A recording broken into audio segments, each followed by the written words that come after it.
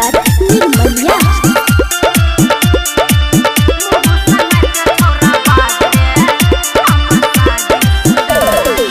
होठ के लाली तोहर लागे छौका माल गे। तुझी हसीना जाने गजब के माल गे। बजर खसुआ नहीं तना। हाय हाय होठ के लाली तोहर लागे छौका माल गे।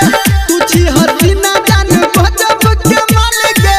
अपना टोला में तू सबसे जुदा छी। हाँ मुँह संभर के छौरा बाज रे। अच्छा हम शादी शुदा छी। मुँह संभर के छौरा बाज रे। हम शादी शुदा छी। मुँह संभर के छौरा बाज रे। हम शादी शुदा छी। चल झूठी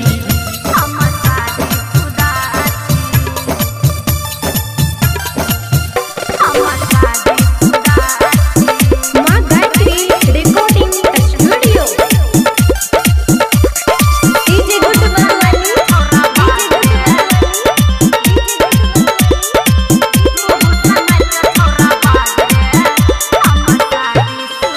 हे गे बाजल छतु झूठ से निर्णय छौके लागल। केस से झाँपल छै देखना रो पागल। कहाँ देखा देना बाजल छतु झूठ से निर्णय छौके लागल। केस से झाँपल छै देखना रो पागल। काली के बाली तोहर लागे छौबा बाली के। रोड पे चले छतु गजब के चल गे। तोरा जवानी पे हम दिल सब फिदा छी। हाँ मुँह संभर के छौरा बाज रे। किया गे? हम शादी शुदा छी। मुँह संभर के छौरा बाज रे। हम शादी शुदा छी। मुँह संभर के छौरा बाज रे।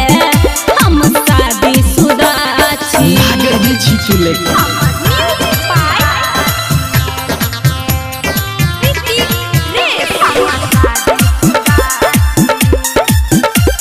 अभी आप सुन रहे हैं धर्मेंद्र निर्मलिया को।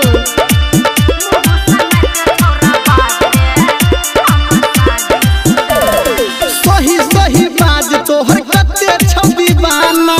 हम की कहबो रे नया छै जमाना। से त छै हे गे सही सही बाज तोहर कते छवि बाना। हम की कहबो रे नया छै जमाना। आँख के काजर तोहर करैया हाल के। राइटर सनटू के बोलो नहीं जान के। कहो धर्मेंद्र हम छौरा सीधा छी। हाँ मुँह संभर के छौरा बाज रे। अच्छा हम शादी शुदा छी। मुँह संभर के छौरा बाज रे। हम शादी शुदा छी। मुँह संभर के छौरा बाज रे। हम शादी शुदा छी। बुझली रे। बुझले ने छले हम।